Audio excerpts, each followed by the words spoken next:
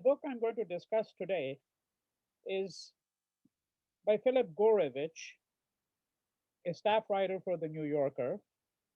And the book is called We Wish to Inform You That Tomorrow We Will Be Killed with Our Families. It was published in 1998, and it's the first of several books having to do with the Rwandan genocide of 1994 that I propose to discuss. Not all of them today, because I'm going to confine myself to this book, but over the course of the next several months, I expect to discuss at least two more books having to do with this genocide. Now, I think that this is perhaps in some respects the most readable book on the Rwandan genocide. And it's certainly written extremely elegantly. An elegant book on the subject of genocide makes the subject even more frightening in some respects, makes it more compelling in some respects. So, in order to get a grip on this book, it is first necessary to understand something about Rwanda. And in fact, Gourevitch takes up a considerable amount of space and time in the book to locate Rwanda, its history, so that we have a better understanding of what led to the genocide of 1994. A genocide in which 800,000 people, predominantly, almost entirely Tutsis, with some exception, 800,000 Tutsis were killed in a period of 3 months. The rate of extinction was 9,000 people a day, which is faster than anything that was done in the Holocaust. Now, everyone has heard about the Holocaust, everyone who's somewhat educated. And if you're living in the United States, or particularly in Western Europe, and within Western Europe, especially in Germany, of course, it's virtually a requirement that you need to know something about the Holocaust. You cannot really have graduated even from high school without having read something about the Holocaust. But the Rwandan genocide is one of many forgotten genocides. This is notwithstanding the fact that after the Holocaust, the world, and particularly the West, which has long viewed itself as the guardian of the world's morals, has viewed itself as the vanguard of civilization as more advanced. And it is in this West that a solemn proclamation pledge was taken and a proclamation was issued: never again, never again. And of course, all of those are hollow words because genocides have taken repeatedly since the Holocaust and the end of World War II. But let's really stick to the subject of Rwanda, because I think that this particular genocide is instructive in ways which I think have meaning for us. So the history of Rwanda, for the purposes of understanding the genocide, really goes back to about 100 years ago, when it was, in fact, actually a German colony, 100 and 125 years ago. And at the end of World War I, where Germany was defeated, it became a colony that fell to the jurisdiction of the Belgians.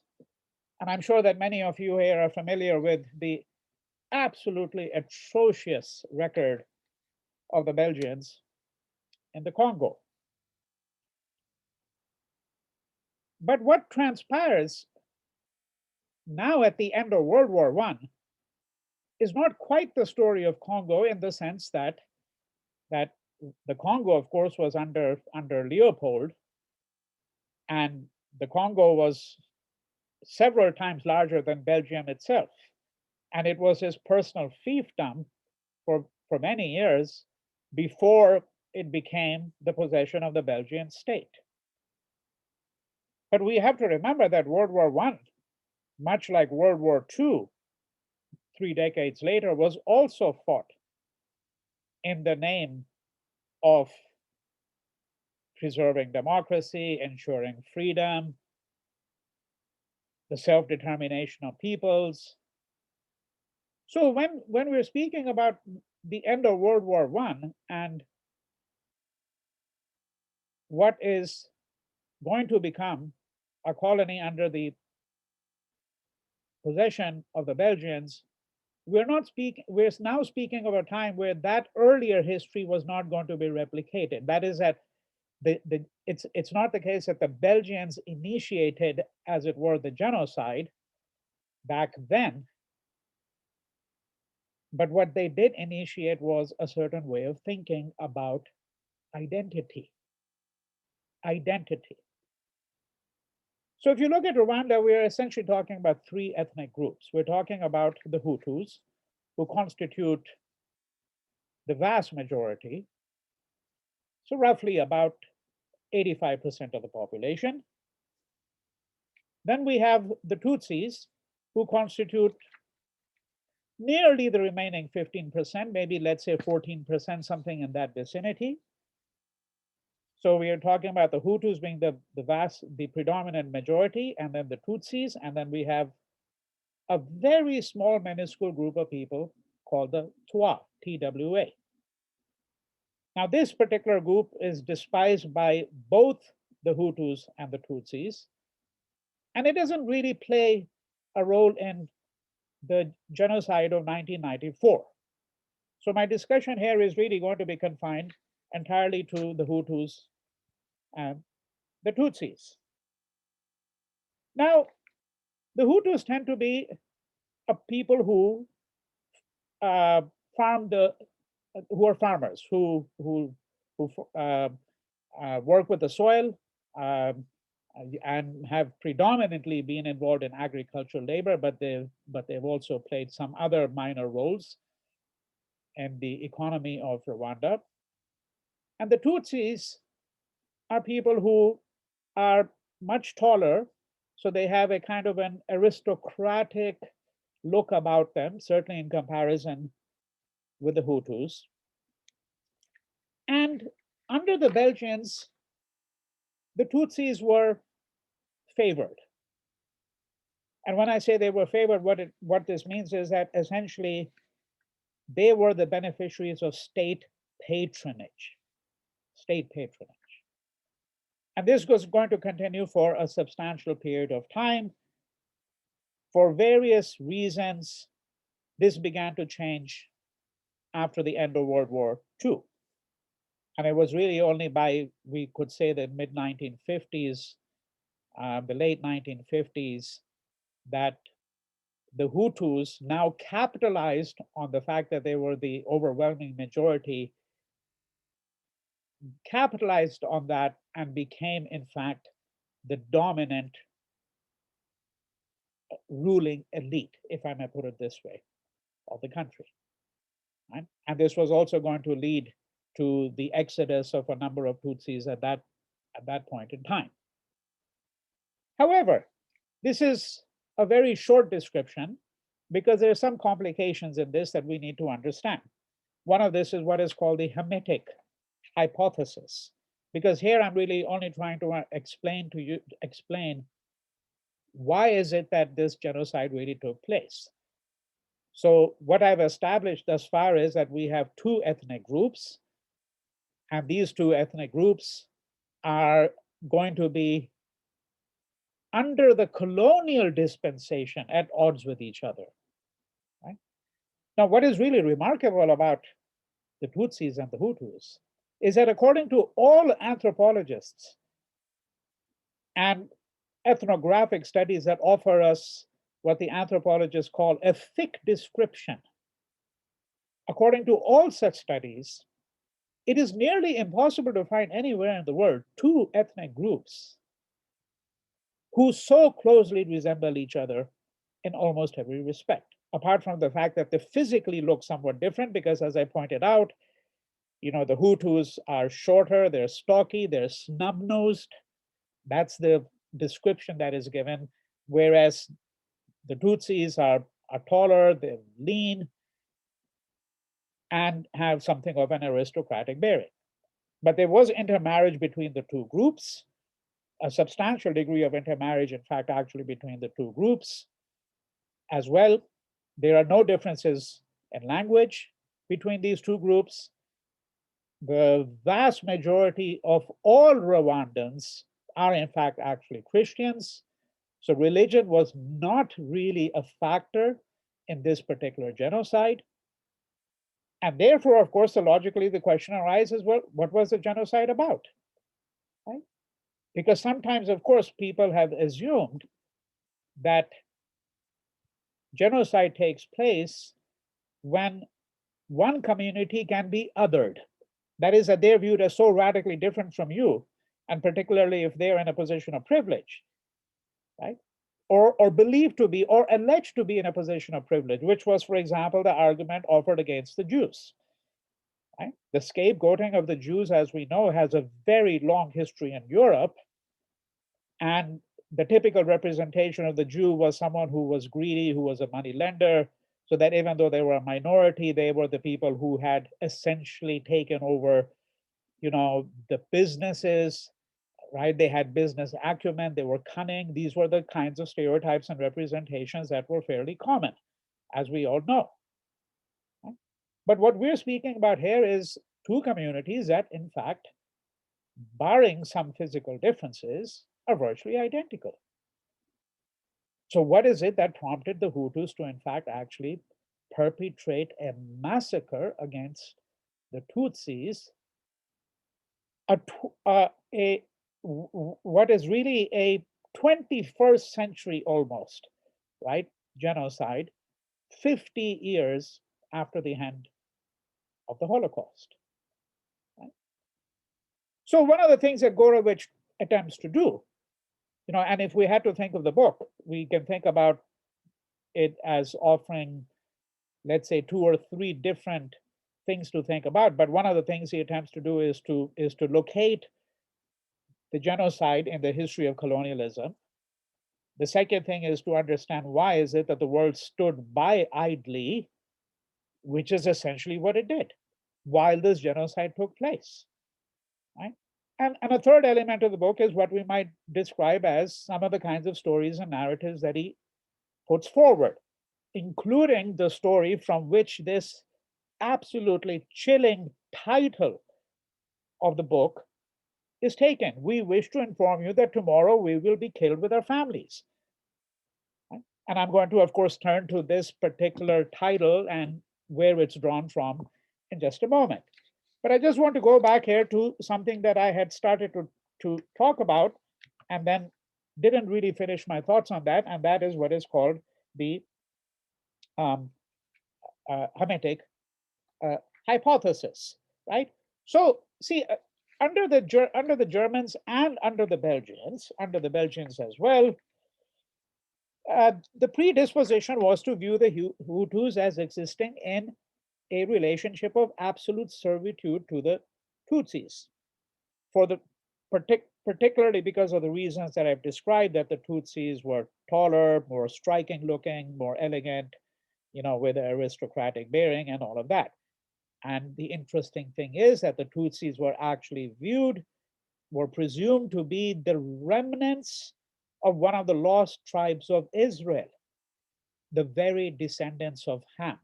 So that's, of course, a character from the Bible, from the Old Testament, right? So, and there you get the Hermetic Hypothesis. Now, this hypothesis is first put forward by the English explorer John Hanning Speke, right?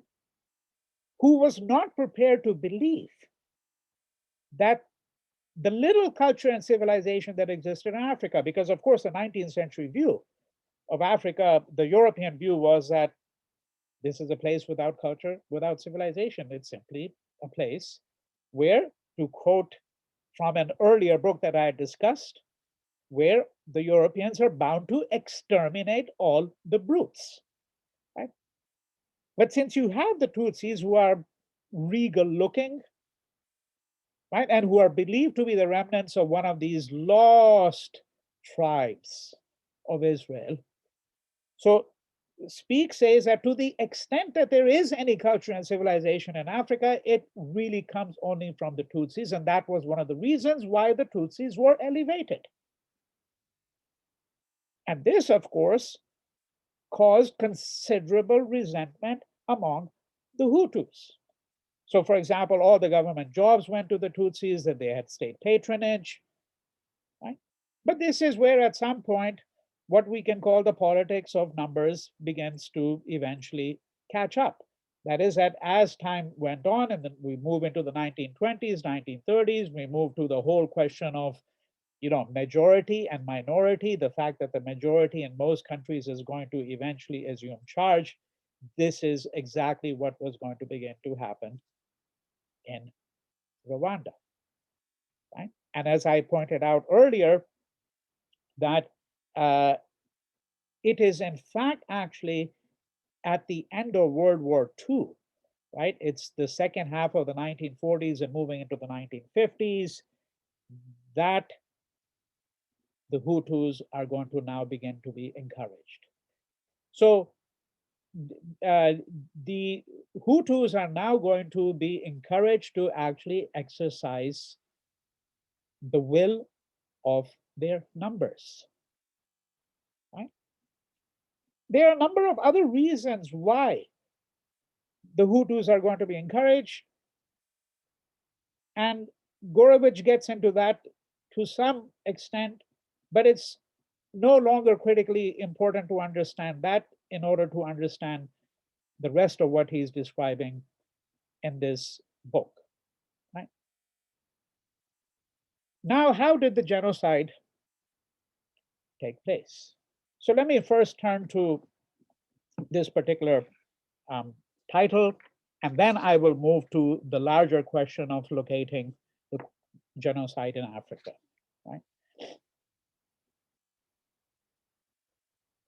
Gourevitch describes a particular scene where 7 pastors, 7 churchmen, men of God, who represent the Tutsis and who see, so this is now we are in the beginning of the genocide, who see the imminent threat, right? Who see the imminent threat to their flock. So they address a letter to the pastor of a Hutu church, right? Seeking, in fact, actually refuge. And the person that they address a letter to is a man called Pastor Elizaphan Nakirutitimama, who instructs the Tutsis to actually gather at the Seventh-day Adventist church. Right? So they basically, these people, they write a letter. The group of 7 pastors, because they realize that there are 2,000 men, women, and children under their jurisdiction whose lives are threatened, and they would like to be able to save these people, right? And he actually, one of the things that Gourevitch suggests is that there is some conflicting memories about exactly what was said in the letter, but then eventually he is able to lay his hands on the letter itself, dated April 15th, 1994. And this is what the letter to this pastor says. Our dear leader, Pastor Nakiru Timana, how are you? We wish you to be strong in all these problems we are facing. We wish to inform you that we have heard that tomorrow we will be killed with our families. We therefore request you to intervene on our behalf and talk with the mayor. We believe that with the help of God, who entrusted you the leadership of this flock, which is going to be destroyed. Your intervention will be highly appreciated the same way as the Jews were saved by Esther. This is again a story from the Old Testament. We give honor to you. And what do you suppose happened? What happened is the following. The pastor's son, who's a doctor and who is educated in the United States, where supposedly Africans like him went so that they could imbibe the liberal values of the modern West. This particular man, Dr. Gerard, he's the son of the pastor of the church to whom the letter had been addressed. He sends back a reply saying, Saturday the 16th at exactly 9 o'clock in the morning, you will be attacked. Imagine.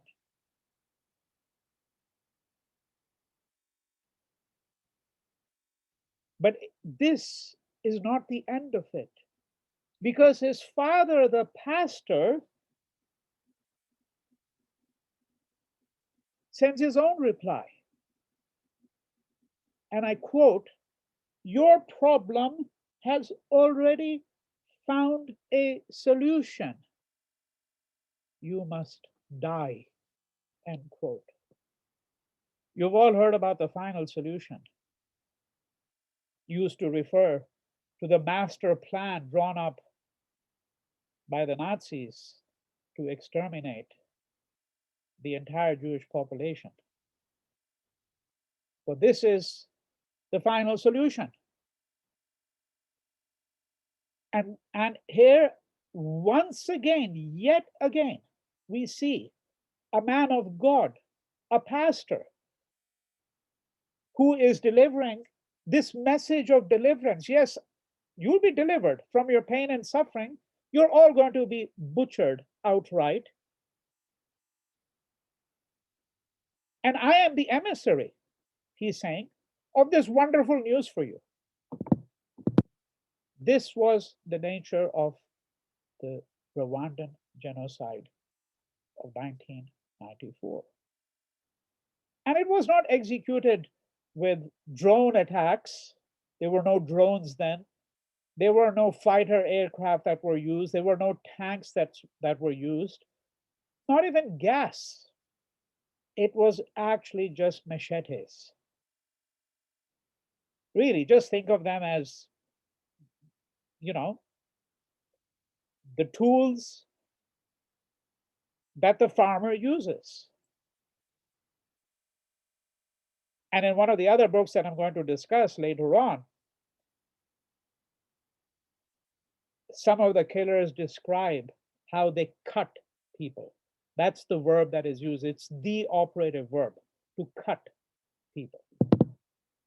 People were just cut. And sometimes a group of these Hutus would go and would chase the Tutsis, and they would run. It's like a marathon. And they would run and they would run and they would try to hide. They would try to hide in the forests and in the marshes, and they would still be cut if they were caught. Right? So this is a late 20th century, 21st genocide that we're speaking about. Now we get to the last fundamental question. And that last fundamental question is that we have to understand the overwhelming image of Africa, certainly in Europe, and I dare say, unfortunately, in much of the rest of the world. Because when Europe and America think a certain way, they set a template. And that is, of course, the image of Africa as, to use the old phrase, the dark continent, a place that is savage. That these kinds of killings and atrocities take place, and one really can't do very much because that is in the nature of things in that really part of the world. And we know what the pattern has been. I mean, the pattern of how the West receives information about something like this, how they react to it, when something like this takes place in that part of the world. There was a genocide, for example, in East Pakistan in 1971. Speaking of forgotten genocides, that is even more forgotten than the Rwandan genocide. But here, my idea is not to come up with a list of the genocides that have been forgotten and to try to revive memories of all of these. Rather, I want to stay with the subject of what Gourevitch is doing, because what he's really interested in probing in this question is, in this book, is why is it that the West almost did absolutely nothing at all? And I think he demonstrates that remarkably well because he follows the evidence. He looks at what the UN was doing. He looks at the exchange of telegrams between the UN and the United States and France. He considers the fact that 1 year after the genocide, the prime minister, the then prime minister, or was it, I think it was actually, I think he may have been the president, not the prime minister, because in France, as we know, we have both a prime minister and a president. I think it's Chirac was the then president. He opened a meeting of francophone African leaders, to which Rwanda's new Tutsi president was not invited. Not invited. And that meeting actually began with a minute of silence, moment of silence in the memory of Habyarimana. The Habyarimana was the Hutu leader whose death, in fact, served as a pretext to eliminate the Tutsis.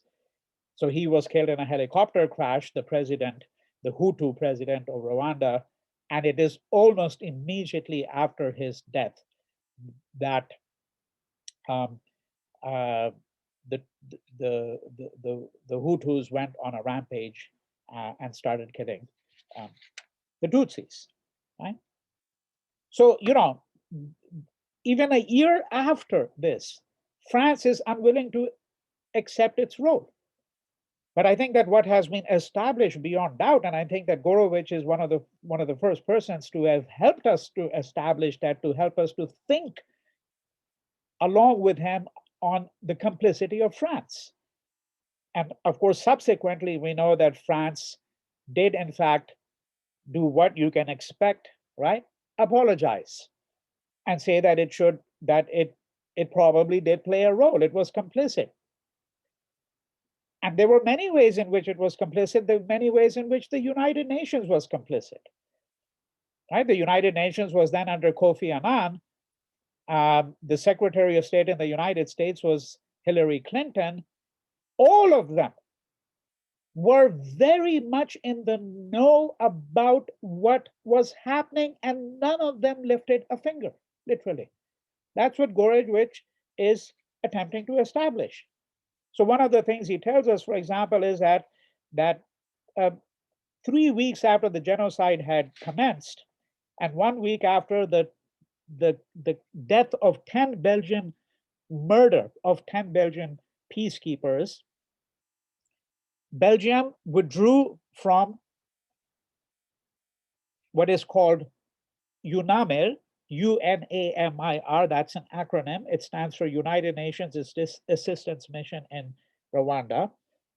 So as a consequence of these Belgian peacekeepers being killed, Belgium withdrew from this force. But 3 weeks after the genocide and 1 week after the death of these 10 Belgian peacekeepers, the commander of UNAMIR declared that with a well-equipped force of 5,000 soldiers and the authority from the United Nations to intervene, he could virtually immediately bring the genocide to a halt.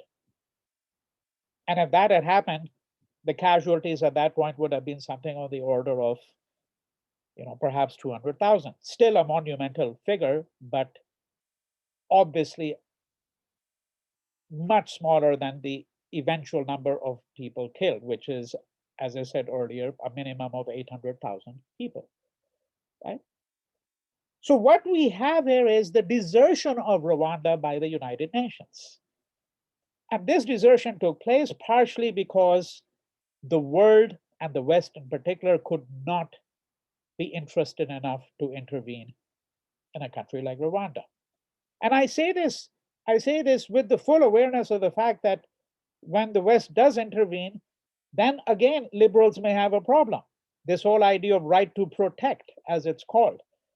I say that with the full awareness. There is a very complicated politics of humanitarian intervention and its implications. But here we're not speaking about intervening in a minor thing. Here we're speaking about the world coming together to intervene in what is transparently a genocide on a monumental scale. Right? So what Gourevitch is suggesting is that there is a colonial history which helps us explain the nature of power relations, the colonial attempts to demarcate identities very clearly. People were handed out identity cards in the 1950s and 1960s saying, you are Tutsi, you are Hutu, you are the Twa. Not encouraged to think of themselves as Rwandans, because of course this divide was itself partially a construct of the manner in which state patronage is extended to one group rather than the other. And the nature of this state patronage shifts, as I've explained. So this genocide, Gourevitch is saying, there is a colonial past that we need to understand, and then we need to understand how Africa is viewed in the present. When he's writing this book in 1998, I don't think, incidentally, much has changed since then with respect to how Africa is thought of in the West even today. Yes, of course, one significant difference is that in the intervening 25 years since this book was written, China has become a major player, obviously. China's footprint is all over Africa. But that hasn't necessarily altered the Western perception of this so-called dark continent. And then, of course, there is a pattern. There is a genocide. The West is complicit in it. And then, of course, comes the apology. And then there's something else after that. And then you will have Western commentators who will tell you that what is really exceptional about the West is the fact that we have self-reflection in the West. We do atone for our mistakes. Right? So I think when we look at Gourevitch's book, which, as I've said, is also elegantly written, we can come to a much richer understanding not only of a modern genocide carried out, so to speak, in the most primitive way, but with the world overseeing the genocide, right? And finally, and this will be the segue to my discussion of the next book in a different episode of this sort of video book talk series. But the note on which I want to end is the following: that how did the world respond? I've already suggested what the answer is. This is what Gourevitch says, page 170. Rwanda had presented the world with the most unambiguous case of genocide since Hitler's war against the Jews, and the world sent blankets, beans, and bandages to camps controlled by the killers, apparently hoping that everybody would behave nicely in the future. However, to his credit, he doesn't end the book on that note. Because I think there is a moral imperative for us to understand that there are people who resist this brutal zero-sum politics, that one group can only benefit by disadvantaging the other group. It can only benefit at the expense of the other, that one nation can only benefit by assuming a position on a hierarchy which it must defend its position at all costs because everyone else is out there to usurp its place. Right? That's the logic that we have been told repeatedly, particularly by the realists, that informs world politics. But what is remarkable here is that in the midst of all this doom and gloom, there are people who think differently. And he tells us a very moving story on the very last page, page 35353, where he talks about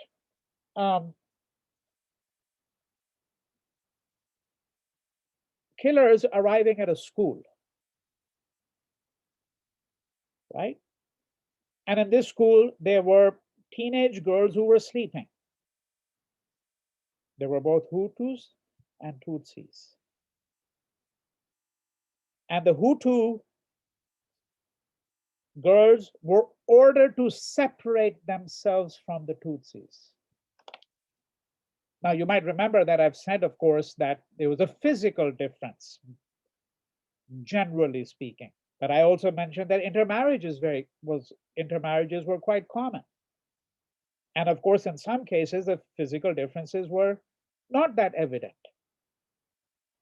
So you couldn't really always distinguish between the Hutus and the Tutsis. And these girls, Hutu girls, were told, you separate yourselves because the killers were only going to kill the Tutsis. The girls refused to do so. And Gourevitch says they were beaten and shot indiscriminately. The girls affirmed that they were just Rwandans. Right? And I think that that's something that Gourevitch is trying to convey. Of course, we can then talk about the fact that as Rwandans, we might then think about other registers of nationalism and those difficulties that come in the wake of thinking of other registers of nationalism. Right? I mean, what if all Rwandans were united in oppression against someone else? So that's not necessarily the most ethical outcome. But in these circumstances, for these girls to say, we are not going to betray our fellow Rwandan friends and peers at school, I think this is a remarkable testament. So I'll end here. Thank you.